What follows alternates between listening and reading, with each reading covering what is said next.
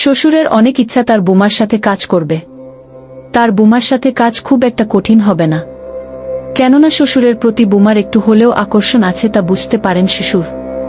তাই তিনি ভাবলেন এই সোনার সুযোগ কাজে না লাগাতে পারলে পুরুষ হিসেবে তার জন্মটাই বৃথা হবে। একদিন শ্বশুর বাথরুম স্নান করছিলেন। তিনি ভাবলেন আজকে চেষ্টা করা যেতে পারে। তিনি তার বৌমাকে ডাকলেন। তার কোমরে শুধুমাত্র একটি গামছা পেঁচানো আর খালি গা। শ্বশুর মশাইয়ের ডাকে বৌমা আসলো। বৌমা, আমার না হাতটা হালকা কেটে গিয়েছিল আজ, সাবান ধরতে গেলেই জ্বলছে, তুমি একটু আমার গায়ে সাবান ডলে দাও না। বাবা, আপনি কোনো চিন্তা করবেন না, আমি এখনই আপনার গায়ে সাবান ডলে দিচ্ছি। তার শ্বশুরের সারা গায়ে সাবান ডলে লাগলো। সবখানে সাবান মাখানো শেষ হলে শ্বশুর বল, সবখানে তো মাখানো হলো না বুমা, তাহলে কোথায় বাদ আছে বাবা? আমার এখানে। ওইখানে সাবান দেওয়ার পর শ্বশুর আমার সাথে যা করলো শুনলে আপনার আত্মা কেঁপে উঠবে, আপনার মেশিন দিয়ে পানি চলে আসবে, আপনি হাতের কাজ করতে বাধ্য হবেন। তাই গল্পটি মনোযোগ দিয়ে সম্পূর্ণ শুনুন। আমার বড় যা প্রত্যেক রাতে শ্বশুরের মালিশ করতে চলে যেত, আর আমি বাইরে থেকে আমার বড় যা এর চিৎকারের আওয়াজ শুনতে পেতাম। একদিন বড় যাকে এই ব্যাপারে জিজ্ঞাসা করলাম, তখন তার মুখ ফ্যাকাশে হয়ে গেল। সে বলল, তুমি এই কথাটা কাউকে বলো না, আর আজকে রাতে আমার বদলে তুমি মালিশ করতে চলে যেও। যখন আমি শ্বশুরের ঘরে গেলাম তখন শ্বশুর মশাই দরজা বন্ধ করে দিলেন, আর আমার শরীর থেকে প্রাণ বেরিয়ে যাওয়ার মতো অবস্থা হলো, কারণ তিনি আমার সাথে। আমার নাম লিমা আক্তার। আমি এই দুনিয়ার সব থেকে অদ্ভুত পরিবারে বিয়ে করেছিলাম। আর হ্যাঁ, এটা করাই উচিত ছিল, কেননা ওখানের কাজ এমন ছিল যে সেটা আমার বোঝার বাইরে ছিল। আমার শ্বশুর বাড়িতে আমার একটা বড় যা ছিল আর একটা শ্বশুর ছিল। আমার ভাসুর শহরের বাইরে থাকত, কিন্তু তাকে বিয়েতে দেখিনি। আমার বরের নাম শফিক। আসলে আমাদের ভালোবেসে বিয়ে হয়, আর আমার বাড়ির লোক কিছুতেই রাজি ছিল না, কেননা আমার বরকে দেখে ভীষণ দুর্বল এবং অসুস্থ বলেই মনে হতো। আমার বাবা পুরোপুরি বিশ্বাস করত যে সে নেশা করে, যখন কিনা এটা সত্যি নয়।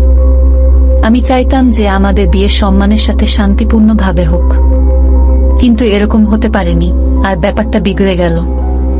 আমার পরিবার আমার বরকে বলল, 3 দিন আছে তোমার কাছে একে বিয়ে করার জন্য, না হলে 4র্থ দিন ওর খালাতো ভাইয়ের সাথে ওর বিয়ে করিয়ে দেব। আমার বর অনেক চেষ্টা করলো, বন্ধুদের সাহায্য নিল আর বিয়ে করে নিল।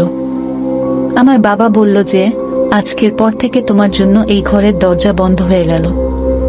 আমি তো অবাক তখন হলাম যখন শফিকের বাবা বিয়েতে খুশি খুশি এসেছিল, আর আত্মীয় স্বজনকে নিমন্ত্রণ করে খাবার খাওয়ানোর প্রথাও পালন হলো। সে একেবারেই অখুশি ছিল না। বলা হয় যে ভালোবাসা কোনো পাপ নয়। আমার বিয়েতেই আমি আমার যা এর সাথে প্রথম দেখা করি। সে আমাকে আশ্বস্ত করেছিল আর বলেছিল যে সব ঠিক হয়ে যাবে। এবার আমার বর দিন রাত পরিশ্রম করতে লাগলো, কেননা এবার আমাদের টাকার অনেক প্রয়োজন ছিল। সে সকালে যেত আর রাত্রিবেলা বাড়ি ফিরত। এরকম অবস্থায় বাড়িতে শুধু আমি আর আমার বড় যা থাকতাম। একদিন আমি কিছু অদ্ভুত দেখলাম। রাত হতেই আমার যা সমস্ত কাজ শেষ করে আমার শ্বশুরের ঘরে চলে যেত। তার হাতে তেলের একটা কিছু থাকত। আমি এই ঘটনা দেখে অবাক হতাম। সে ভেতরে গেল আর তারপর দরজা বন্ধ করে নিল। আমি অবাক হয়ে যেতাম যে এই সময় সে ভেতরে গিয়ে কি কাজ করে। আমি দাঁড়িয়ে রইলাম আর ভাবলাম সে হয়তো ভেতরে তেল দিতে গেছে আর দরজা ভুল করে বন্ধ হয়ে গেছে। কিন্তু ভেতরে তার কি কাজ থাকবে? আর তেল নিয়ে ভেতরে সে গেল কেন? সে এখনো ফেরত আসেনি। 15 থেকে 20 মিনিট হয়ে গিয়েছিল, তখনও আসেনি। কিছুক্ষণ পরে আমার বর চলে আসলো। আমি তার সামনে রাতের খাবার গরম করলাম। আমরা একসাথে বসে খাবার খেলাম। কিছুক্ষণ পরে সে আমাকে চা বানাতে বলল। আমি চা বানানোর জন্য যখন দ্বিতীয়বার রান্নাঘরে গেলাম, তখন আমি দেখলাম যে আমার বড় যা তার ঘরে নেই, আর শ্বশুরের ঘরের লাইটও অফ ছিল। এর মানে সে ঘুমিয়ে পড়েছে। এরপর আমি চা বানিয়ে ফেরত চলে এলাম। বাসন রাখার জন্য যখন আবার এলাম, তখনও আমি দেখলাম এই একই ঘটনা চলছিল। যাই হোক, চৌকিদার হয়ে তো আর বসে থাকতে পারি না। আর কিছু করতেও পারবো না, তাই আমি আমার ঘরে চলে এলাম। সকালবেলা আমি আমার যাকে জিজ্ঞাসা করতে চাইলাম, কিন্তু আমার সাহস হলো না। পরের দিন আবার একই ঘটনা ঘটল। আবার রাত হতেই নিজের সমস্ত কাজ করার পর তাকে আমি তাড়াহুড়ো করতে দেখলাম। যখন তার মনে হলো যে বাড়ির সবাই শুয়ে পড়েছে, তখন তেল নিয়ে সে শ্বশুরের ঘরে চলে গেল। আমি অনেক রাত পর্যন্ত জেগেছিলাম, কেননা আমার বর দেরি করে বাড়ি ফিরে। দরজা বন্ধ হওয়ার ঘটনাটা আমাকে ভীষণভাবে চিন্তায় ফেলে দিয়েছিল। আমি আস্তে আস্তে হাঁটতে হাঁটতে ওই ঘরের কাছে আসলাম। আমি এগিয়ে গেলাম, কান প্রয়োজনের থেকে একটু বেশিই পেতেছিলাম। শুনলাম ছোটখাটো চিৎকারের আওয়াজ। আমি এদিক ওদিক দেখতে থাকলাম, কিন্তু তারপর আমি এমন আওয়াজ শুনলাম যেটা শুনে আমি অবাক হয়ে গেলাম। ঘরের ভেতর থেকে আমার যা এর চিৎকারের আওয়াজ আসছিল। আমি নিজের কানে হাত চাপা দিলাম। আমি ভীষণ বাজেভাবে অবাক হলাম যে এসব কি হচ্ছে। প্রথমে আমার মনে হয়েছিল যে এটা আমার মনের ভুল, কিন্তু আমি এরকম আওয়াজ আবার শুনলাম। আর এবার তো আমি পুরোপুরি বিশ্বাস করলাম যে যা কিছু হচ্ছিল তা একদম মেনে নেবার মতো নয়। দরজায় টোকা দিতে লাগলাম। তখন লাইট অন হয়ে গেল আর আমি ভয় পেয়ে গেলাম, যেন মনে হলো কেউ বাইরে আসছে।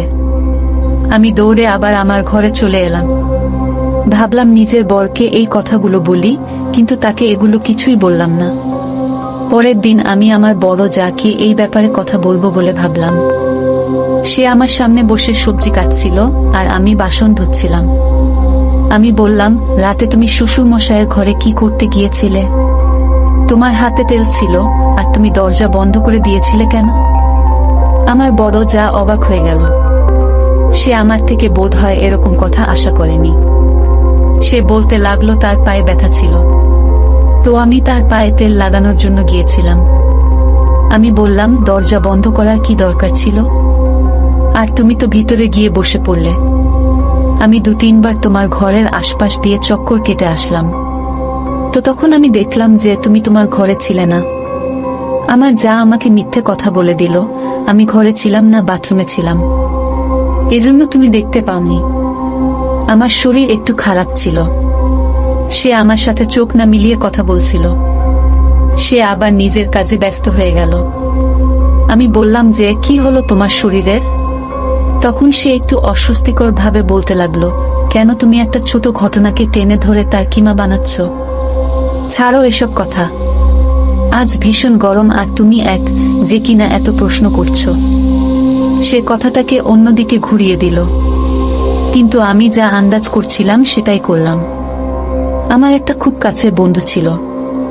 যখন আমি তাকে এইসব বললাম, তখন সে কথাটা শুনে সেই আগুনে আরো হাওয়া দিল আর নিজের কানে হাত চাপা দিয়ে বলল যে তুমি পাগল হয়ে যাওনি তো?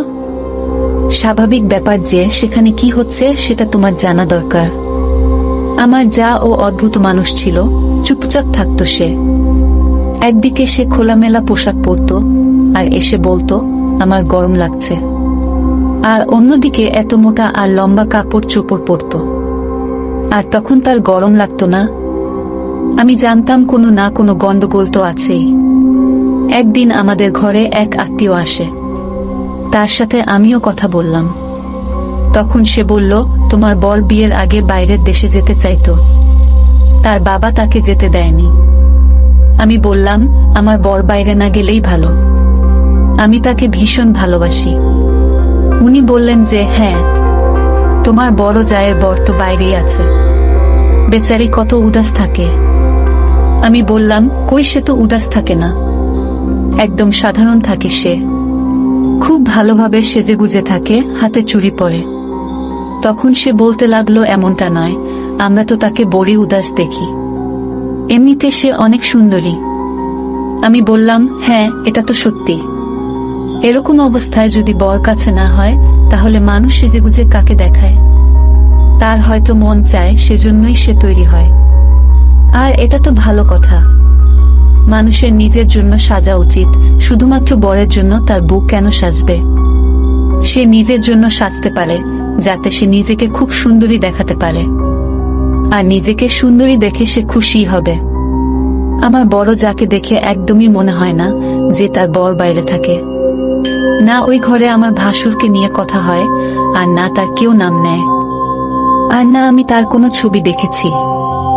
আমার বড় যাকেও আমি কখনো ফোনে কথা বলতেও দেখিনি। যদি বর বাইরে থাকে তাহলে ফোনটা তো অন্ততপক্ষে করে। এমনকি আমার শ্বশুর এটাও বলে না যে আমার ছেলে বাইরে থাকে। একবার আমরা সবাই খাবার খাচ্ছিলাম, তখন আমার শ্বশুর বলল, আল্লাহ একটাই ছেলে দিয়েছে আর এ সমস্ত কিছুই তারই। তার সাথে সাথেই সে কাশি শুরু করে দিল। আমি বললাম, আব্বু আপনার তো আরো একটা ছেলে আছে। তখন সে বলতে লাগলো, হ্যাঁ আরো একটা ছেলে আছে, ভুল করে বলে ফেলেছি। বাবা কখনো তার ছেলেকে ভুলতে পারে? আমি তো মজা করছিলাম, কিন্তু আমরা সবাই অবাক হয়ে গেলাম যে কি করে সে ভুলে গেল। আমার বর অদ্ভুত চেহারা বানিয়েছিল, আর আমার বড় যা এদিক ওদিক তাকাতে লাগলো। এমন মনে হলো এরা তিনজনই আমার থেকে কোনো কথা লুকোচ্ছে। কিন্তু আমার বড় যা এর ওই একই রুটিন ছিল। আমি আবার তাকে যখন জিজ্ঞাসা করলাম তখন সে বলল, শ্বশুরের পায়ে ব্যথা হয়, যতক্ষণ তার পা না টিপি ততক্ষণ তার ঘুম আসে না। কিন্তু আমি এটা ভাবতে লাগলাম যে যখন উনি ঘুমিয়ে পড়েন তখন যা ফেরত কেন আসে না? সারা রাত ধরে কি সে বসে বসে পা টেপে? এর সাথে শ্বশুরের কোনো সম্পর্কও তো নেই, সে তার কাকাও না, মামাও না। উনি বাড়ির এই বৌমাকে বংশের মধ্যে তো বিয়ে দেননি, এ বংশের বাইরের মেয়ে। তাহলে কত অদ্ভুত ব্যাপার যে শ্বশুরের ঘরে চলে যায় আর সে তার পায়ে মালিশ করে, ম্যাসাজ করে, আর ওখানেই ঘুমিয়ে পড়ে। ওখানে এর কি বা কাজ? আর সেই আওয়াজ, সেটা ভাবলে তো আমার মাথা এমনি ঘুরে যায়, যেটা আমি ভাবতেও চাই না, আর সেটাই এই ঘরে হয়ে চলেছে। একদিন তো কিছু এমন হলো যে আমি হতবাক হয়ে গেলাম। আমি আমার যাকে কাপড় বদলাতে দেখে নিয়েছিলাম, সে আমাকে দেখে খুব বাজেভাবে চমকে গেল, কিন্তু তার থেকে বেশি তো আমি চমকে গেলাম। আমি বললাম যে তুমি তো মা হতে চলেছ, আর আমাকে বলনি? তার মুখের কথা তার সঙ্গ দেয়নি তখন। সে তো প্রথমে ভীষণ ঘাবড়ে গেল, তারপর নিজেকে একটু সামলে নিল আর বলল, আমাদের বংশে এইসব বলা হয় না। যতক্ষণ না 7 মাস হয় ততক্ষণ কাউকেই বলা যায় না। বলা হয় যে সবার নাকি নজর লেগে যায়, আর সেটা ভালো হয় না। এজন্য আমি কাউকে বলিনি। আমি বললাম, এটা তো আমার বর, ও আমাকে বলেনি। কখনো শ্বশুর মশাই ও এই কথা বলেনি। তারাও কি জানে না? আমার যা এর মুখে কোনো কথা ছিল না। সে বলল তারা জানে, তাদের হয়তো মনে নেই। এটা আবার কি ধরনের কথা? এত বড় কথা ভুলে কি করে যায়? আর আমিও জানতে পারিনি। যা খোলামেলা পোশাক পরত, কিন্তু এবার তাকে দেখে বোঝা যায় যে তার 7ম মাস চলছে। তার মানে আমার ভাসুর 7 মাস আগে এসেছে, কিন্তু তাও এই বাড়ির কেউ তার নাম নেয়নি। ভাসুরের সাথে কি আমার বরের কোনো শত্রুতা ছিল, নাকি তাকে সে পছন্দ করে না? আমিও এসেছি এখানে 2 মাস হতে গেল, এ কোনোদিন তার জন্য কিছুই পাঠায় না। কোনোদিন কোনো মানি অর্ডার বা কোনো পার্সেলও আসেনি। তখন আমি ভাবলাম যে এই তো আমার জায়ের অবস্থা। আর তার উপরে আমার শ্বশুর আজও তাকে পা মালিশ করতে ডাকেন, এবং তাও প্রতিদিন। তার তো এটা উপলব্ধি করা উচিত, এরকম অবস্থায় তো মহিলাদের আরাম করা উচিত। একদিন আমরা সবাই খাবার খাচ্ছিলাম, তখন আমি আমার যাকে বললাম, আমি তোমার জন্য চাটনি বানিয়েছি। এরকম অবস্থায় তো তোমার চাটনি খেতে ইচ্ছা করে।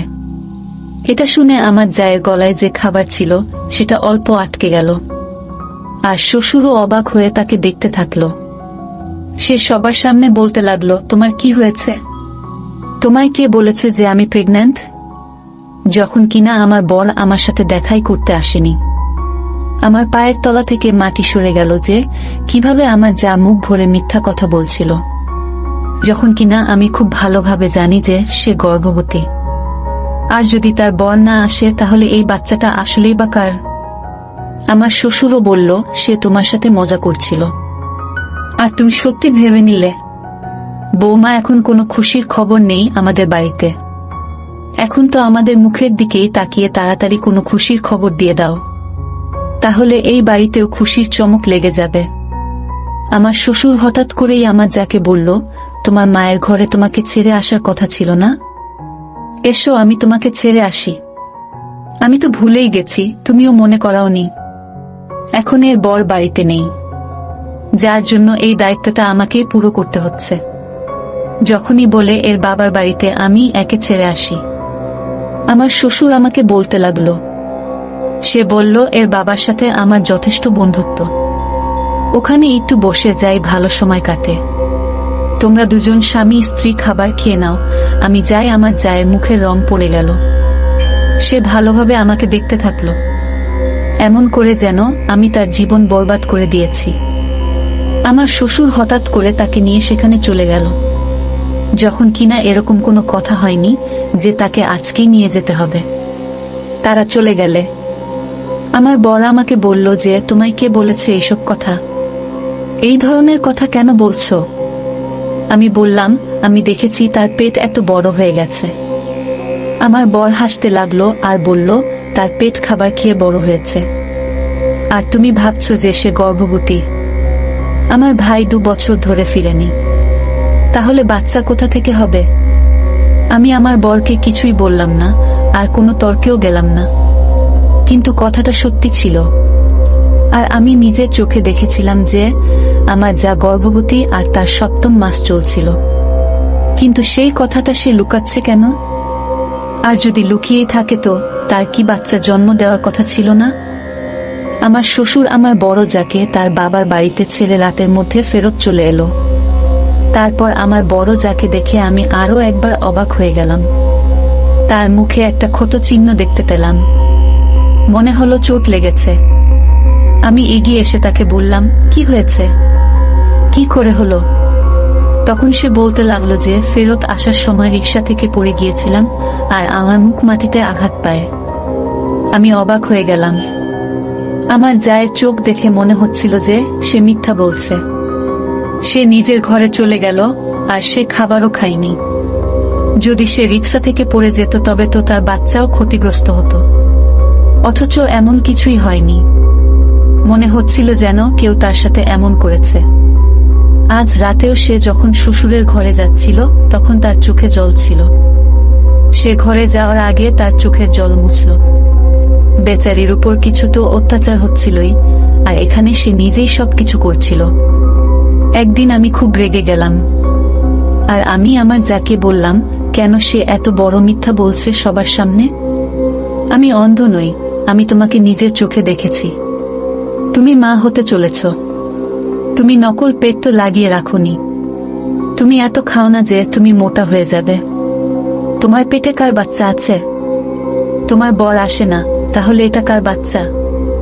আমার যা আমার কথা শুনল, কিন্তু সে উত্তর দিচ্ছিল না। আমি বললাম, কেন সে ঘর থেকে ফেরত আসে না? তেল তো লাগিয়ে দিয়েছ, তাহলে এবার ফেরত এসো। সেখানে ঘুমানোর কি দরকার? আর কি এমন তার পায়ে ব্যথা থাকে যে রোজ তোমাকে তেল দিয়ে মালিশ করতে হয়? কি এমন কাজ যে সে করে? যদি তোমরা দুজনে মিলে কোনো চক্কর চালিয়ে থাকো, আর সেটা যদি আমি জানতে পারি, তাহলে আমি সমস্ত জায়গায় তোমাদের দুজনকেই বদনাম করে দেব। আমি তোমাদের ছাড়ব না। আমি জানি যে একটা মহিলা একটা পুরুষ ছাড়া থাকতে পারে না। তোমার বর 2 বছর হয়ে গেছে, বাইরের দেশে গেছে, কিন্তু তার মানে এই নয় যে তুমি তার সম্মানের বরখেলাপ করবে। আর ওই বাচ্চাটার কি দোষ? এই দুনিয়ায় আসবে যখন তো কাকে নিজের বাপ বলবে সে? তুমি কি তাকে এই দুনিয়ায় আনতে চাও না? কতদিন লুকাবে? কেন নিজের জীবন বরবাদ করছো? আমার যা এবার রেগে গেল। সে বলল, ঠিক আছে, যদি তোমার এটাই মনে হয় যে আমি আমার শ্বশুরের ঘরে যাই, আর আমার বাচ্চাও আমার বরের নয়, তাহলে আজ তুমি আমার জায়গায় শ্বশুরের ঘরে যাও, তাকে তেল মালিশ করে দিয়ে আসো, তখনই দেখে নিও সেখানে কি হয়। আমি বললাম, ঠিক আছে, আমি চলে যাব আর দেখব যে ওখানে কি হয়। সে বলল, শ্বশুর আগে থেকেই ঘরের লাইট অফ করে রাখে, তোমাকে সে শুধু এটুকুই বলবে, তেল লাগিয়ে দাও, তুমি ধীরে সুস্থে লাগিয়ে দিও, তাতে কোনো সমস্যা নেই। আমি বললাম, ঠিক আছে, আমি যাব, আর গিয়ে দেখতে চাই ভিতরে কি হয়। আমি জানতাম মহিলাদের ভুল থাকে না, মহিলা জিতেও হেরে যেতে জানে, কিন্তু তাও এখানে আমার জায়ের ভুল আমি দেখতে পেলাম। যদি কিছু ভুল হয়েও থাকে তাহলে সে কাউকে বলে না কেন? যদি আমার শ্বশুর তার সাথে জবরদস্তি করে থাকে তাহলে সে সহ্য করে কেন? সে নিজের বরের সাথে কথা কেন বলে না? সে আমার বরকে তো বলতে পারত, আর কাউকে না হলেও আমাকে বলে দিতে পারত। আমি তার সাহায্য করতে পারতাম। যে ধরনের আওয়াজ আমি শুনেছিলাম তাতে আমার জায়ের উপরও আমার সন্দেহ ছিল। আমার বর তো এমনিতেই দেরি করে আসে, আর আমার শ্বশুর 9টাতেই ঘুমিয়ে পড়ে। এজন্যই আমার যা বলল, যাও আজ তুমি সেখানে। আমি দেখলাম ঘরের লাইট প্রথম থেকেই অফ ছিল। আমি হাতে তেলের বাটি ধরলাম আর ভেতরে ঢুকে গেলাম। আমার যা বলল, ভেতরে যেতেই দরজা বন্ধ করে দিও, আর যদি কোনো কথা জিজ্ঞাসা করে তো তাহলে তুমি হ্যাঁ হু বলে কাটিয়ে দিও।